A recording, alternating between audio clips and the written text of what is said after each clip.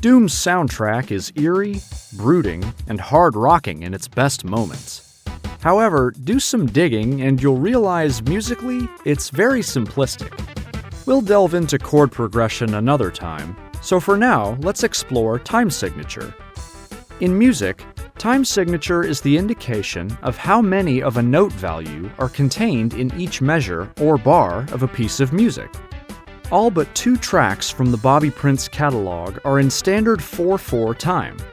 This means every measure of a given track consists of 4 beats, and those 4 beats are quarter notes. 4/4, also known as common time, is the most popular time signature used in Western music.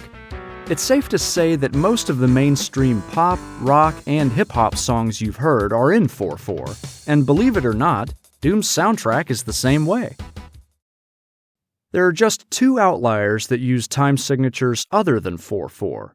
The first is Waltz of the Demons from the original Doom. As its name would imply, the entire piece is in 3/4 time, following a waltz rhythm with each measure containing only 3 quarter note beats instead of 4.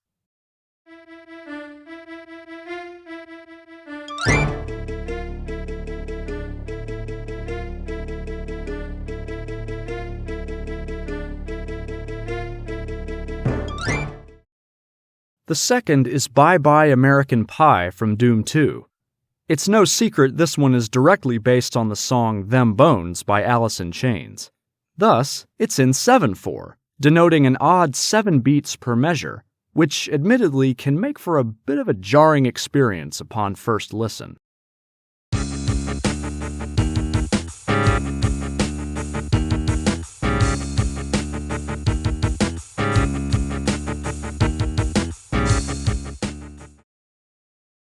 The longevity of Doom's mapping scene has resulted in a multitude of musicians and composers joining the community throughout the decades, so it's no surprise there'd soon be a lot of experimentation with odd time signatures and changes in MIDIs used in custom WADs.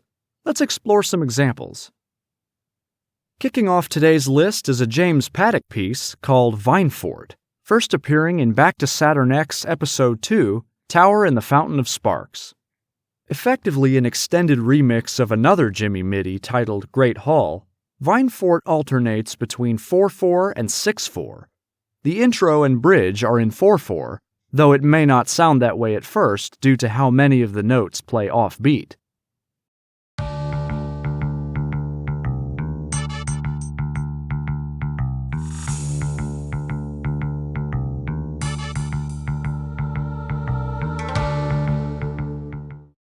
The familiar Great Hall remix section and the ending play in 6/4, indicating 6 quarter note beats per measure.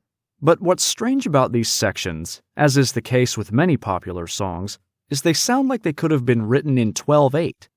In fact, change the time signature notation, and all the notes in each measure still maintain their proper timing and layout on the staff.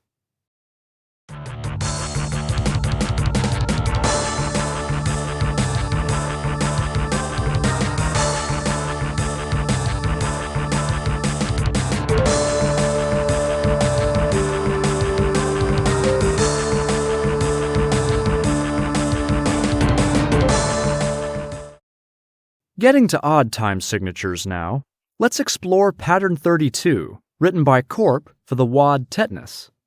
This hyper-fast run-and-gun piece is in the unconventional 7/4, but the notes, particularly in the muted guitar part, are weaved together in such a way that the piece almost sounds like it's in 6/8 or 12/8, at least until you hear the extra notes at the end carry us back to the main C-sharp minor chord by the next measure.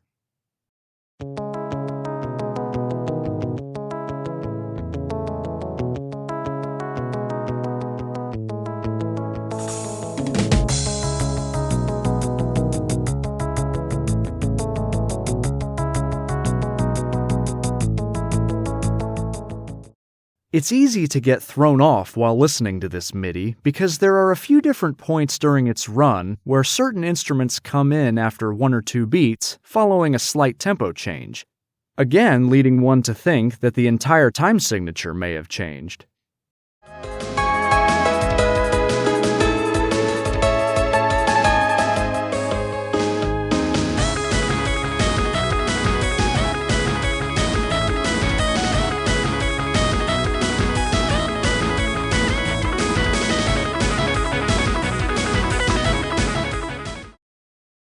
Next, we have The Banquet, written by Deadwing for Ozonia.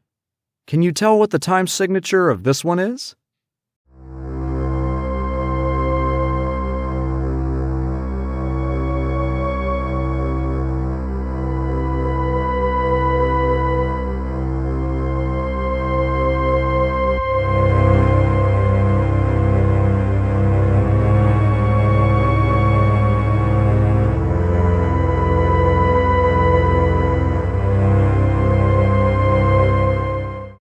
Okay, it was kind of a trick question because it's nearly impossible to tell just from listening to the strings.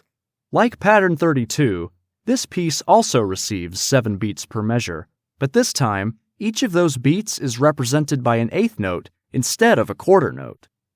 So, that puts this MIDI in 7/8 time, which, again, you can't even really determine until the acoustic guitar part comes in.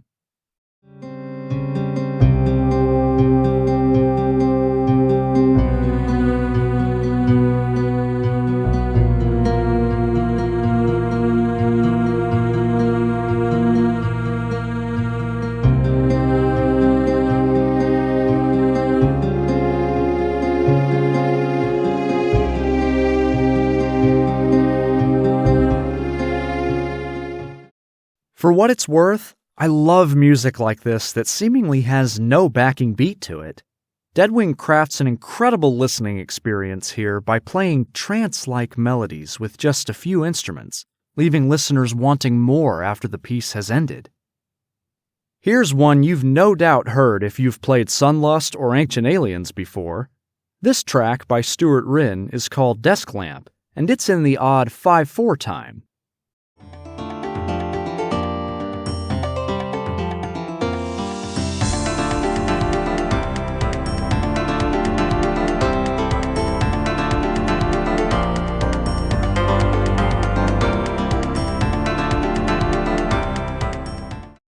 A common practice with music in 5/4 is to figuratively split each measure into 2 subgroups, one made up of 3 beats and another of 2 beats. This can be heard best in Desk Lamp via its acoustic guitar parts.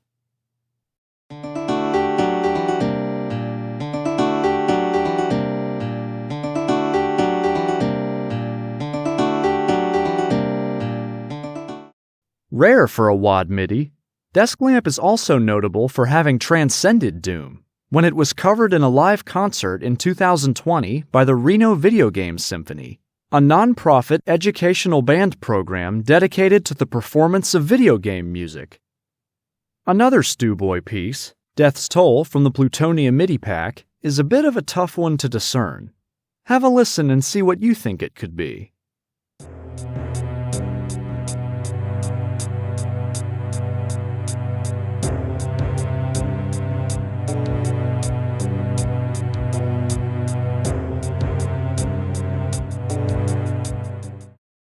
You'd be correct if you thought 5/8, as that is the time signature throughout the whole piece. However, this isn't what certain sections of the track would have you believe at first. One wouldn't be entirely wrong to assume the time signature changes during the MIDI's run. This is best exemplified in the electric keyboard part. Its strange note sequence gives the impression that this one part doesn't follow the timing of the rest of the piece.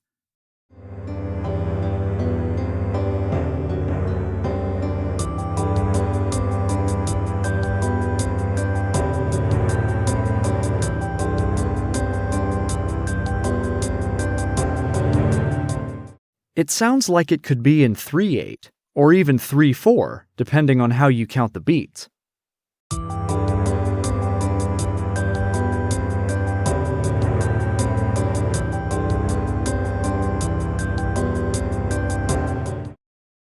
This next one is equally tricky to pin down, and it's Cammy's Alien Vendetta MIDI pack piece of Serpents Nailed to Fate.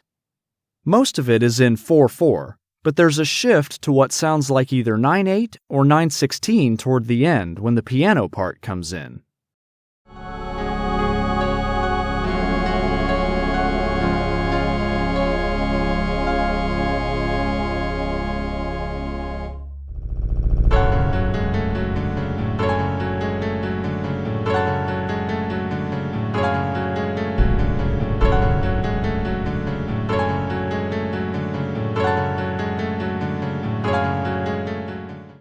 When I originally heard this, I assumed it was in 9/8, just from counting the number of beats, but the notation, while it doesn't explicitly say, suggests it may be in 9/16 based on the use of 16th notes in these measures.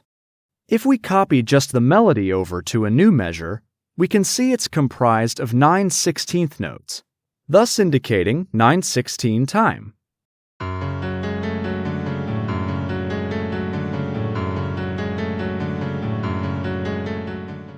Although this is just a guess. What do you think? An even wilder composition is Alfonso's King Roo from the Revolution MIDI pack. It starts in 11/8 time and features multiple time signature changes. At just 39 seconds in, there's a switch to 4/4, then to 7/8, then to 4/4 again, then to 6/8, and finally back to 11/8 for 8 measures until switching again to 13/8.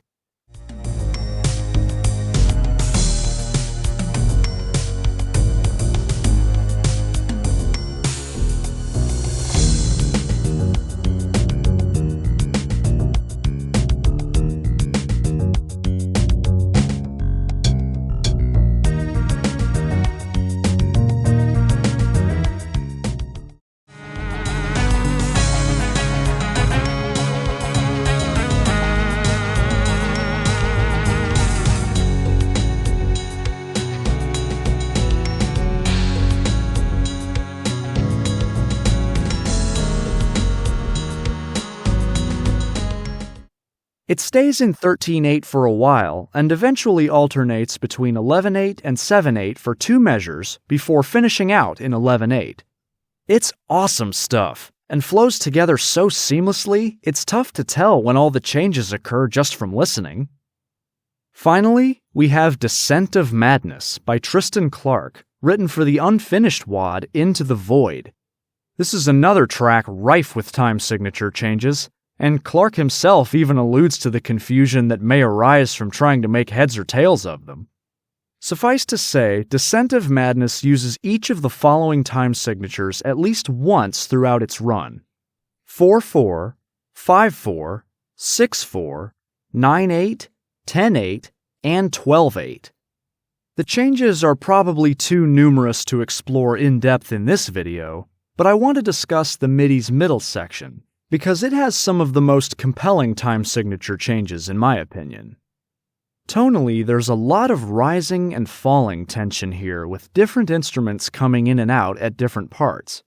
The undercurrent of uneasiness throughout this section is exacerbated by the extra beats Clark intermittently peppers in.